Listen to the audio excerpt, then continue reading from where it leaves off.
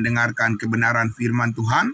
Mari saudaraku, kita tundukkan hati kita, mari kita berdoa.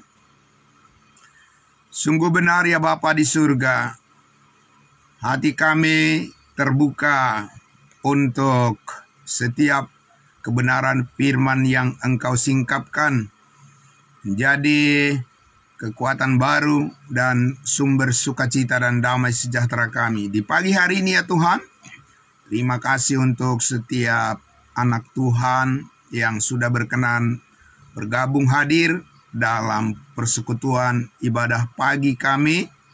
Dan terima kasih atas segala berkat Tuhan yang terus mencukupkan melimpah dalam hidup kami, supaya kami tetap setia melayani-Mu ya Tuhan, hanya bergantung pada kasih karunia-Mu dan firman kebenaran-Mu. Kami siap mendengarkan ya Tuhan. Roh Kuduslah yang memberikan pengertian yang lebih dalam lagi bagi kami semua. Di dalam nama Tuhan Yesus kami berdoa. Amin. Puji Tuhan. Saudara-saudaraku yang dikasihi Tuhan Yesus, mari kita akan lanjutkan lagi, saudaraku, pembahasan kita dari kitab Efesus, kitab yang sangat diberkati oleh Tuhan menjadi milik kita. Kita akan mengenal, memahami, mendalami lebih banyak lagi tentang berkat-berkat surgawi yang Tuhan karuniakan kepada kita melalui kebenaran firman ini.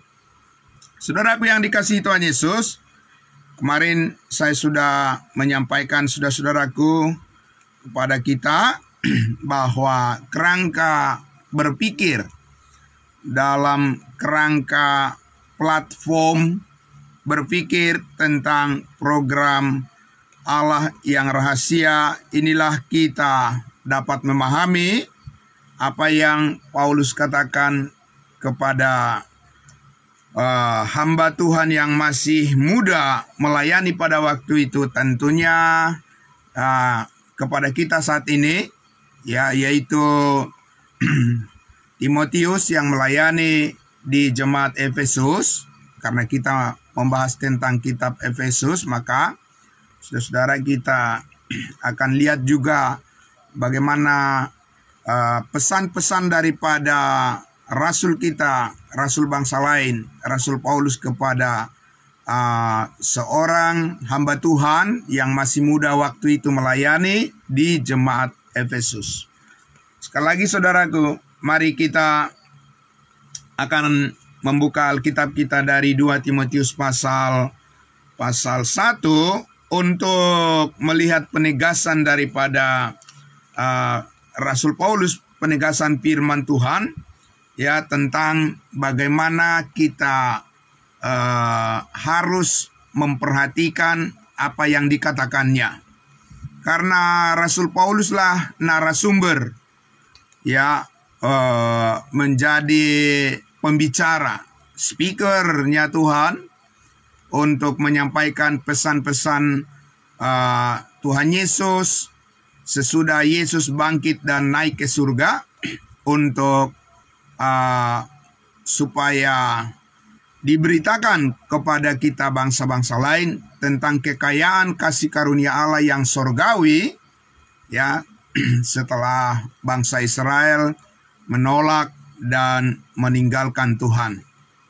Nah, Bapak Ibu Saudara, saya akan membaca di ayatnya yang ke-7 sekali lagi dari 2 Timotius pasal 2. Dikatakan, ya saya membaca dari ayat 1 dulu ya. Dari 2 Timotius pasal 2 ayatnya yang pertama. Dikatakan di situ apa? Sebab itu hai anakku, jadilah kuat oleh kasih karunia dalam Kristus Yesus. Amin. Jadi Bapak Ibu Saudaraku yang dikasihi Tuhan Yesus, ya, ada rencana Tuhan sebelum dunia dijadikan. Itu sudah kita baca dari Efesus pasal 1 ayat 4 dan 5. Sebelum dunia dijadikan ada agenda Tuhan, ada rancangan Tuhan ya, untuk memberkati kita dengan kasih karunia-Nya, dan disitulah kita diposisikan sebagai orang-orang percaya yang kuat menghadapi berbagai macam persoalan dalam kehidupan di dunia ini. Tapi kita lihat, Bapak Ibu Saudaraku, pertama-tama pesan ini disampaikan kepada Timotius muda yang sedang melayani di Jemaat Kudusnya Tuhan di Efesus. Dan kita tahu, kalau kita membaca kitab Kisah Para Rasul ya 18, 19, Bapak Ibu Saudara, di situ kita lihat betapa beratnya perjuangan daripada Rasul Paulus menghadapi para penghujat kepada Tuhan, para penghujat dan orang-orang yang mencaci maki, dan juga orang-orang yang tidak suka dengan berita kasih karunia Injil anugerah tentang salib Yesus yang disampaikan secara berani dan tegas oleh Rasul Paulus. Nah, Bapak Ibu Saudaraku yang dikasihi Tuhan Yesus, dengan pengalaman itu tentunya saudara-saudaraku, Rasul Paulus ingin supaya Timotius muda ini benar-benar juga memahami bahwa melayani jemaat kudusnya Tuhan itu, saudara-saudaraku, tidak bisa hanya sekilas saja, tidak bisa hanya numpang lewat atau hanya sekedar. Amin. Tapi haruslah menjadi orang yang kuat, Bapak Ibu Saudaraku, yang mampu bertahan menghadapi berbagai macam gejolak kehidupan. Karena itulah maka Rasul Paulus meminta kepada Timotius, jadilah kuat di dalam kasih karunia Tuhan. Amin. Karena disitulah Tuhan memperkenankan kita untuk bisa konsisten, konsekuen melayani Tuhan, melayani jemaat kudusnya Tuhan. Amin. Tanpa kasih karunia Tuhan, tanpa mengerti lebih jauh tentang rancang bangun daripada program Allah, maka mudah sekali beralih fokus, Bapak Ibu Saudara. Beralih fokus kepada hukum Taurat, kepada hal-hal yang duniawi yang tidak memberikan support kepada pemberitaan kebenaran kasih karunia Allah, sehingga Rasul Paulus mengatakan tidak ada pilihan lain bagi setiap orang percaya, orang kudusnya Tuhan. Kita harus kuat di dalam kasih karunia Tuhan ini. Amin. Sebab kalau tidak, maka dunia akan dengan mudah saja mengalihkan fokus kita dan bahkan bisa mencengkeram orang-orang percaya, orang-orang kudusnya Tuhan itu kembali kepada kehidupan yang lama. Nah, Bapak Ibu Saudaraku, tapi di sini sangat luar biasa kita memahami secara lebih luas lagi maksud dan tujuan daripada perkataan Rasul Paulus di sini. Bagaimana caranya kita bisa kuat di dalam kasih karunia Allah, Bapak Ibu Saudaraku. Kita lihat di ayat 7 dikatakan di situ, perhatikanlah ayat 7, 2 Timotius 2 ayat 7, perhatikanlah apa yang kukatakan. Jadi Bapak Ibu Saudara, di sini kata perhatikan consider, considerable, consideration. Bapak Ibu Saudara, itu adalah merupakan suatu pemikiran atau pandangan yang serius. Amin. Jadi tidak bisa kita, Bapak Ibu Saudaraku, memahami perkataan-perkataan Tuhan yang dikatakan oleh Rasul Petrus itu sulit dipahami. Surat-surat Rasul Paulus dari Roma sampai Filemon, Rosamon, itu sulit sekali dipahami. Rasul Petrus juga mengakuinya. Kalau hanya sekilas-sekilas saja ya Bapak Ibu Saudaraku, dipelajari, maka itu sebabnya banyak orang berpikir dan menganggap bahwa pemberitaan Rasul Paulus itu adalah sama dengan yang diberitakan oleh Rasul Petrus, karena dua-duanya tentang Yesus. Bapak Ibu Saudaraku yang dikasihi Tuhan Yesus, memang tentang Yesus, karena hanya satu Tuhan, ya, hanya satu juru selamat, Yesus Kristus, bagi semua umat manusia di dunia ini, bagi setiap orang yang percaya. Tetapi kita perlu tahu bahwa platform, ya, bahwa kerangka berpikir dan rancang bangun yang diberikan oleh Allah untuk bangsa Israel itu tidak sama dengan rancang bangun kehidupan rohani yang Tuhan karuniakan kepada kita bangsa lain. Tidak sama, Bapak Ibu Saudara. Karena bangsa Israel itu, saudaraku, didirikan dan melalui covenant, perjanjian Allah dengan Abraham, Ishak dan Yakub sesudah dunia dijadikan. Sedangkan rancang bangun kehidupan rohani, kehidupan yang surgawi sebagai tubuh Kristus ciptaan baru kepada kita bangsa-bangsa lain, itu adalah merupakan rancang bangun yang ditetapkan oleh Tuhan sebelum dunia dijadikan. Dan apa yang kita terima ini, berkat Tuhan ini, didasarkan pada pekerjaan yang sudah selesai di atas kayu salib. Darah Yesus telah membasuh, menyucikan segala dosa kita satu kali untuk selama-lamanya. Amin. Tidak seperti bangsa Israel, mereka dituntut harus bertobat, mengaku dosa-dosa mereka, supaya dosa mereka dihapuskan oleh Tuhan.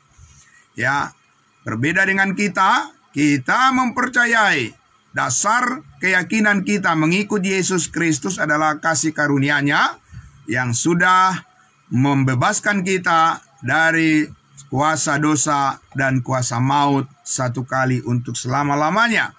Maka Bapak Ibu Saudaraku, Paulus katakan di situ, perhatikanlah apa yang kukatakan ya kepadamu.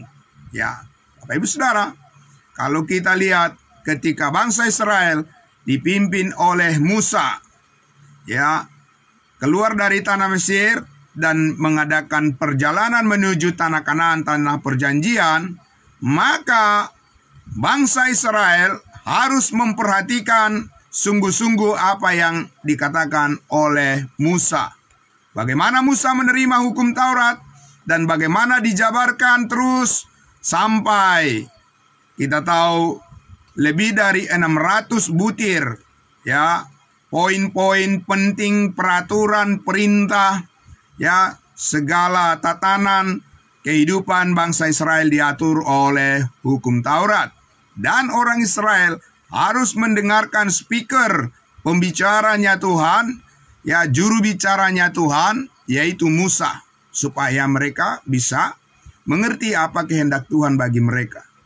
Nah, saudaraku yang dikasihi Tuhan Yesus, maka hal yang berbeda Tuhan pilihkan, Tuhan tentukan sebagai narasumber, sebagai juru bicaranya Tuhan untuk kita bangsa-bangsa lain. Sesudah Yesus naik ke surga, Rasul Paulus katakan, perhatikanlah apa yang kukatakan, maka Tuhan akan memberi kepadamu pengertian dalam segala sesuatu. Amin. Itu sebabnya Bapak Ibu Saudaraku, kita selalu, ya, bangun pagi-pagi, saudaraku, untuk apa? Kita menyanyikan pujian, memuliakan Tuhan kita Yesus Kristus, dan kita harus mendengarkan kebenaran firman-Nya secara serius, sungguh-sungguh, Bapak Ibu Saudara, fokus dengan kuat, dan memikirkan bagaimana matang-matang apa yang Tuhan Yesus katakan kepada kita melalui firman kasih karunia-Nya, supaya kita semakin akurat, semakin mendalam, saudara-saudaraku, memahami tentang pola pikir daripada keyakinan kita sebagai manusia baru, sebagai ciptaan baru di dalam Kristus Yesus. karena kita membutuhkan kuasa yang sangat besar menghadapi persoalan-persoalan beragam, bermacam-macam masalah yang terjadi di dunia ini, Bapak Ibu Saudara. Dari masalah-masalah yang sepele sampai masalah yang sangat rumit. Kita tidak bisa menghindarkan itu karena kita masih tinggal di dunia yang dipenuhi dengan kegelapan. Dunia yang jahat, kata Rasul Paulus. Bapak Ibu Saudaraku yang dikasihi Tuhan Yesus, oleh karena itulah maka saudara pentinglah terus mengulang-ulang membaca. Membaca lagi, ya saudaraku, setiap hari Bapak Ibu Saudara bisa menjadwalkan pembacaan terhadap firman Tuhan yang secara khusus, ya, yang ditulis oleh Rasul Paulus dari Roma sampai Filemon, 13 surat Rasul Paulus yang berbicara tentang rahasia Kristus yang sorgawi, tentang kerangka berpikir dan cara kita untuk memahami kehidupan yang sorgawi, untuk menangkap semua maksud daripada Tuhan tentang rancang bangun kehidupan kita yang rahasia, yang sorgawi, bagaimana kita mengenali Kristus Yesus sebagai kepala tubuh dan kita adalah anggota-anggotanya. Amin. Dan itu saudaraku, kebenaran itu ya adalah kebenaran yang dikatakan tersembunyi ya sejak dunia dijadikan, dan tidak ada orang yang mengerti hal itu.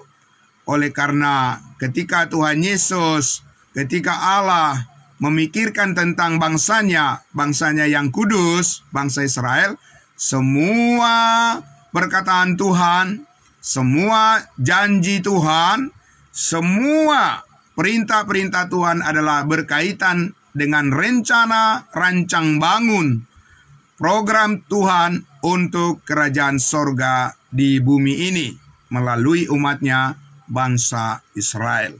Nah, saudaraku yang dikasihi Tuhan Yesus, oleh karena itulah maka sekali lagi Israel adalah Israel, gereja tubuh Kristus adalah gereja tubuh Kristus, dan tidak boleh dicampur adukan karena hal itu membuat menjadi tidak jelas apa yang diperkatakan Tuhan untuk kita. Nah, karena itu Paulus mengatakan, perhatikanlah apa yang kukatakan, maka Tuhan akan memberi kepadamu pengertian dalam segala sesuatu. Amin. Segala sesuatu yang kita butuhkan untuk memahami kehendak Tuhan, saudaraku, ada di dalam firman kasih karunia yang diterima oleh Rasul Paulus. Maka saudara, berbicara tentang gereja, gereja adalah tubuh Kristus. Kita memahami dari kitab Efesus, saudaraku, seperti apa ya gereja tubuh Kristus itu berjalan, beroperasi, dan bagaimana saudara-saudaraku gereja itu bersikap terhadap dunia. Amin. Bagaimana gereja itu bersikap kepada Tuhan dan kepada sesama kita sebagai orang-orang kudusnya Tuhan. Seperti apa peranan kita di dalam tubuh Kristus, itu semua akan dibicarakan di dalam kitab Efesus khususnya, saudara-saudara dan saya. Kalau kita memperhatikan dan fokus kepada kebenaran yang mulia ini, dan saudara dan saya dengan rela hati membuka pikiran kita untuk dipenuhi dengan pengetahuan akan kebenaran ini, maka saudara-saudara akan berperan di dalam gereja tubuh Kristus secara maksimal. Amin. Karena Roh Kudus yang akan memakai, Roh Kudus yang akan memimpin, membimbing saudara dan saya untuk bisa berperan secara efektif di dalam gereja tubuh Kristus, gereja yang kudus. Amin. Nah, saudaraku yang dikasihi Tuhan Yesus, oleh karena itulah maka mari saudara kita akan buka di dalam Kolose pasal 1. Mari kita lihat saudaraku, Kolose pasal 1. Inilah yang dirancangkan Tuhan ya untuk kita mengerti dengan baik. Kolose pasal 1 mulai dari ayatnya yang ke-24 yang dikatakan oleh Rasul Paulus sebagai ya rahasia yang dibukakan kepada kita, jemaat kudusnya Tuhan, tentang kehendak Allah untuk masa depan kita di dalam Yesus Kristus yang penuh berkat dan damai sejahtera itu. Ayat 24 dikatakan, saudara-saudara, Kolose pasal 1, sekarang aku bersukacita bahwa aku boleh menderita karena kamu dan menggenapkan dalam dagingku apa yang kurang pada penderitaan Kristus untuk tubuhnya, yaitu jemaat. Penderitaan untuk tubuh Kristus, bukan tubuh Kristus secara fisik yang disalibkan di atas di Bukit Golgota, itu sudah sempurna, amin. Tetapi yang dimaksud tubuhnya adalah yaitu gereja, jemaat, eklesia, ya, sekumpulan orang-orang percaya yang dipanggil keluar dari kegelapan kepada terang. Maka dikatakan Rasul Paulus harus mengalami berbagai penderitaan dari orang-orang yang menolak atau yang anti kepada berita Injil kasih karunia Allah itu. 25. Aku telah menjadi pelayan jemaat itu, pelayan gereja tubuh Kristus, sesuai dengan tugas yang dipercayakan Allah kepadaku. Pada Rasul Paulus, dia tidak mengatakan kepada kami, kepadaku. Jadi itu adalah bentuk tunggal, karena hanya satu rasul untuk satu tubuh, satu iman, satu baptisan, satu pengharapan, satu Allah. Untuk meneruskan firman-Nya dengan sepenuhnya kepada kamu, kepada jemaat Kolose, jemaat kudusnya Tuhan, dan juga kepada kita. Ayat 26, yaitu rahasia yang tersembunyi dari abad ke abad dan dari turunan ke turunan, tetapi yang sekarang dinyatakan kepada orang-orang kudusnya Tuhan. Amin. Nah, ini Bapak Ibu Saudaraku. Jadi untuk apa sebuah gereja berdiri, Bapak Ibu Saudara? Ya, untuk apa sebuah jemaat didirikan, Bapak Ibu Saudaraku? Kalau bukan karena untuk mengerti dan memahami rancang bangun rahasia yang tersembunyi yang berabad-abad ini, maka Bapak Ibu Saudaraku, gereja itu tidak akan lebih dari hanya sebuah organisasi duniawi, ya, dengan segala keinginan-keinginannya. Kalau tidak memahami rancang bangun daripada rencana Tuhan, program Tuhan untuk memahami rahasia yang tersembunyi dari abad ke abad, dan yang sekarang dibukakan kepada kita jemaat kudusnya Tuhan, amin.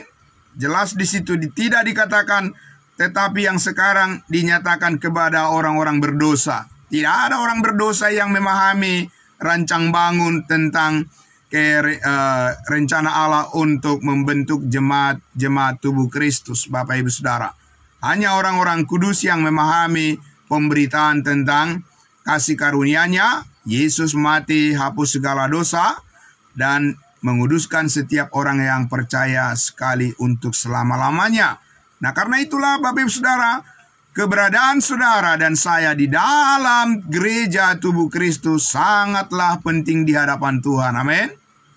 Kita harus berkarya, ya. Selama kita diberikan kesempatan hidup di dunia ini, kita harus berkarya di hadapan Tuhan di dalam jemaat tubuh Kristus itu, Bapak Ibu Saudara.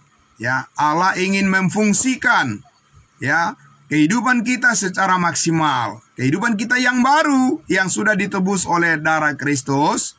Ya, Allah mau supaya kita tidak membuang-buang waktu, tapi kita belajar terus memahami kehendak-Nya, agar fokus daripada, sasaran daripada semua, ya, apa yang kita lakukan, membangun tubuh Kristus itu sendiri. Amin. Nah, saudaraku, karena itu dikatakan di ayat 27, kepada mereka Allah mau memberitahukan betapa kaya dan mulianya rahasia itu di antara bangsa-bangsa lain. Amin. Di antara kita bangsa-bangsa lain, yaitu Kristus ada di tengah-tengah kamu, Kristus yang adalah pengharapan akan kemuliaan. Amin. Saudaraku yang dikasihi Tuhan Yesus, kita mempunyai pengharapan kemuliaan yang cemerlang di dalam Kristus Yesus Tuhan kita. Amin. Maka kita melakukan semuanya ini sesuai dengan rancang bangun kehendak Allah bagi kita, Bapak Ibu Saudaraku, karena Allah menyediakan upah yang besar, mahkota kemuliaan bagi setiap orang yang percaya, emas, perak, dan batu permata, ketika kita berhadapan dengan Kristus Yesus suatu hari kelak di tata pengadilan Kristus. Saudara dan saya akan menerima kemuliaan yang tidak bisa dibandingkan dengan apapun, harta, benda, dan segala sesuatu yang ada di dunia ini. Amin. Karena saudara dan saya tentu kita hidup karena pengharapan yang Tuhan Yesus telah karuniakan kepada kita. Kita bukan hidup secara acak, Bapak Ibu Saudara. Ya, kita hidup bukan sedang di dalam keadaan meraba-raba tentang tujuan hidup kita. Bapak Ibu Saudara, sudah jelas. Saudaraku, ada dua kehendak Allah yang paling besar. Dalam 1 Timotius pasal 2 ayat 3 dan 4 dikatakan, Allah menghendaki supaya semua orang diselamatkan dan memperoleh pengetahuan akan kebenaran. Amin. Nah, saudaraku, ya, karena itu di ayat 28 dikatakan, dialah yang kami beritakan apabila tiap-tiap orang kami nasihati dan tiap-tiap orang kami ajari dalam segala hikmat untuk memimpin tiap-tiap orang kepada kesempurnaan dalam Kristus. Amin. Bukan kepada kebercacatan, ya, bukan kepada keberdosaan. Kita memimpin orang kepada kekudusan dalam Kristus. Amin. Karena itulah Bapak Ibu Saudaraku, sapaan kita salam kudus. Amin. Ya, saudaraku, kita memberitahukan bahwa kita adalah orang-orang kudusnya Tuhan, bukan orang-orang berdosa, karena kita bukan memimpin orang-orang kepada kehidupan yang berdosa. Amin. Kita memberitakan segala dosa telah diampuni, ya, bahwa kita telah dibayar lunas oleh darah Kristus Yesus, memimpin orang kepada kesempurnaan di dalam kekudusan Kristus, bukan kepada kesempurnaan perbuatan-perbuatan manusia, karena perbuatan-perbuatan manusia tidak ada yang sempurna satupun. Hanya perbuatan Yesus yang sempurna. Di atas kayu salib itu Yesus berkata, sudah selesai. Amin. Kesitulah kita pimpin semua orang. Pemberitaan kita, pembicaraan kita, khotbah-khotbah kita, Bapak Ibu Saudaraku, cerita-cerita yang kita sampaikan kepada orang lain bukan tentang kebanggaan-kebanggaan duniawi, kebanggaan-kebanggaan diri sendiri, kebanggaan-kebanggaan institusi organisasi yang dibangun oleh manusia.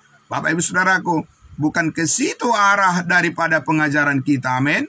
Arah daripada pengajaran firman Tuhan adalah kepada kesempurnaan Kristus, yaitu kekudusannya, di mana melalui sebuah pemberitaan, amin, melalui sebuah kabar baik, kita sampaikan itu kepada semua orang, supaya semua orang mendapatkan kehidupan di dalam rahasia Tuhan ini. Semua kita bertumbuh menjadi dewasa di dalam Kristus Yesus, sesuai dengan kepenuhan Kristus di dalam kehidupan yang surgawi. Saudara-saudara dan saya mendapatkan segala kebaikan Tuhan untuk kita tetap setia kepadanya sampai Tuhan Yesus datang di awan-awan. Karena itulah di ayat 29 dikatakan, itulah yang kuusahakan dan kupergumulkan dengan segala tenaga sesuai dengan kuasanya yang bekerja dengan kuat di dalam aku.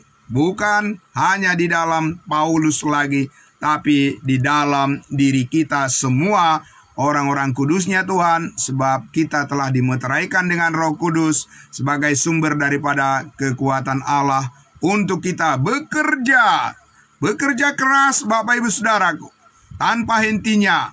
Kita terus memuji-muji Tuhan kita, tanpa hentinya.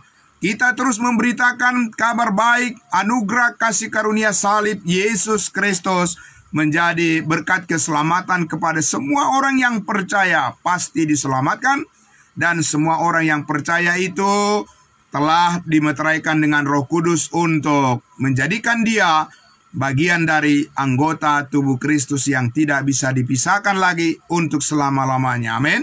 Karena itulah saudara dan saya harus selalu dekat ya di dalam firman kebenaran. Inilah kita dipersatukan. Saudara-saudaraku, kita bisa saling mendoakan, saling menguatkan, dan terus lagi Bapak Ibu Saudara.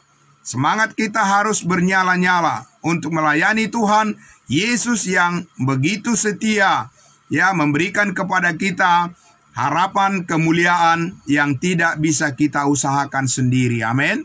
Tapi karena kasih karunia Tuhan, kita hidup saat ini sebagaimana kita ada, dan adapun hidup kita ini bukan kita lagi, melainkan Kristus yang hidup di dalam kita untuk memancarkan kemuliaan Kristus yang abadi. Amin. Biarlah hidup kita dipakai menjadi saluran berkat bagi banyak orang, dan terus lagi saudara dan saya bekerja keras lagi untuk memberitakan Injil kasih karunia Allah. Semakin banyak jiwa yang dimenangkan, dan di mana-mana bisa terbentuk jemaat kudusnya Tuhan untuk menyalakan api pemberitaan akan kabar baik ini, supaya saudara-saudara dan saya bisa melihat bahwa Tuhan sedang bekerja sedemikian rupa memberkati kehidupan kita dan memampukan kita semua untuk melayani Tuhan dengan cara yang benar. Amin. Saudaraku, selamat pagi untuk kita semuanya.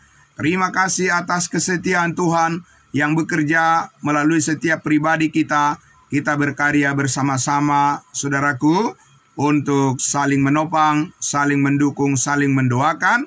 Dan kita percaya Tuhan akan terus menambahkan jiwa-jiwa baru di antara yang hadir bersama-sama dengan kita dari semua pelayanan yang kita lakukan.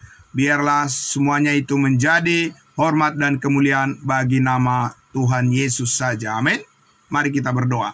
Bapa di dalam surga, terima kasih. Begitu lengkap, komprehensif segala pernyataan Tuhan yang Engkau nyatakan melalui firman rahasia-Mu ya Tuhan, membangun kami dengan pengetahuan yang benar, bukan dengan pengetahuan yang keliru, dan bukan dengan pengetahuan yang campur aduk, tetapi kami mendapatkan kemurnian dari hikmat Allah, hikmat Kristus yang sorgawi, untuk membuat kami fokus dan lebih akurat lagi. Pemberitaan kami harus benar-benar adalah pemberitaan yang membangun tubuh Kristus. Dan kami bersyukur ada Roh Kudus yang selalu membimbing kami untuk memahami lebih dalam lagi rencana Tuhan bagi kehidupan kami, supaya kami dipenuhi dengan pengenalan akan Kristus. Hidup kami dibawa terus untuk mengerti bagaimana kami membangun hubungan, relationship kami dengan Tuhan Yesus sebagai kepala, dan kami adalah anggota tubuh-Mu, dan bagaimana kami dibangun dan diikat oleh kasih Kristus yang sempurna, sehingga kehidupan kami dimaksimalkan oleh Tuhan untuk menjadi saluran berkat bagi banyak orang. Terpujilah nama-Mu, di dalam nama Yesus Kristus kami berdoa, puji Tuhan. Amin. Amin. Selamat pagi saudara-saudaraku. Salam kudus, salam buat kita semuanya. Saya kembalikan kepada hambanya, Bapak Pendeta Joksen Pardosi. Terima kasih. Sampai jumpa lagi besok pagi.